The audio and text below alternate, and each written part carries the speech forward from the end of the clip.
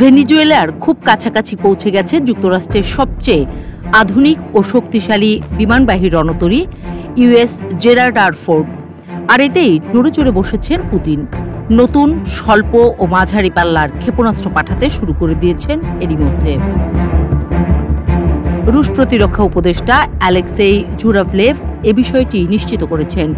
বাক M2 ও প্যান্টেসির S1 নামে দুটি উন্নত আকাশ প্রতিরক্ষা ব্যবস্থা ভেনিজুয়েলায় পাঠিয়েছে রাশিয়া। অস্ত্রগুলো পরিবহন করা হয়েছে Il-76 কার্গো বিমানে, যেগুলো রুশ সামরিক ঘাঁটি থেকে সরাসরি কারাকাসে নেমেছে। জুরাভলেভ বলেছেন, রাশিয়া ভেনিজুয়েলার অন্যতম প্রধান সামরিক প্রযুক্তি অংশীদার। ছোট অস্ত্র থেকে যুদ্ধ বিমান, প্রায় সবকিছুই দেশটিকে দেব আমরা। রুশ তৈরি Su-30 Mk2 যুদ্ধবিমান আজ ভেনিজুয়েলার বিমান বাহিনীর মেরুদণ্ড।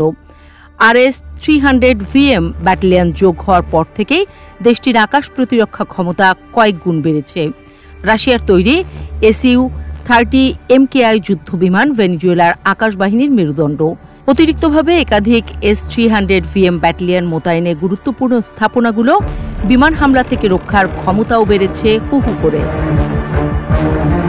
2000 সালের শেষ ভাগ থেকে 2010 সালের শুরু পর্যন্ত ভেনিজুয়েলা রাশিয়ার কাছ থেকে বিশাল পরিসরে সামরিক সরঞ্জাম কিনেছিল, তবে গত এক দশকে এর পরিমাণ অনেকটাই কমে যায়।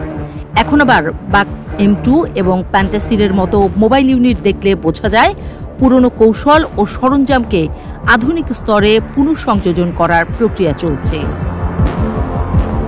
ঠিক একই সময় ভেনিজুয়েলার উপকূলের কাছাকাছি নোঙর করেছে ইউএসএস জেরাল্ড আর ফোর্ড, যা যুক্তরাষ্ট্রের ইতিহাসে সবচেয়ে শক্তিশালী ও ব্যয়বহুল রণতরী।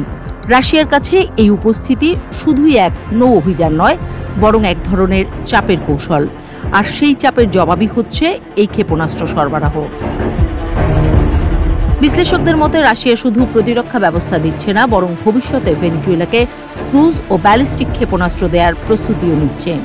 যদি সেটি ঘটে, তবে পুরো ক্যারিবিয়ান অঞ্চলই এক নতুন সামরিক ভারসাম্যে ঢুকে পড়বে। আগেও দেখা গেছে কারাকাস ও ওয়াশিংটনের মধ্যে উত্তেজনা বাড়লে রাশিয়া তার Tu-160 কৌশলগত বোমারু বিমান ভেনিজুয়েলার ঘাঁটি থেকে উড়িয়েছে। তবে এবার যদি উচ্চ মূল্যের মোবাইল ক্ষেপণাস্ত্র যুক্ত হয়, তাহলে যুক্তরাষ্ট্রের যে কোনো সামরিক পদক্ষেপের খরচ বেড়ে যাবে কয়েক গুণ। সব মিলিয়ে পুতিন যেন ক্যারিবিয়ানদের আকাশে নতুন এক দাবার চাল ফেলেছেন। ভেনিজুয়েলাকে ঢাল হিসেবে ব্যবহার করে তিনি শুধু মার্কিন শক্তিকে চ্যালেঞ্জ দিচ্ছেন না, বরং গোটা পশ্চিম গোলার্ধে রাশিয়ার উপস্থিতি আবারও জানান দিচ্ছেন।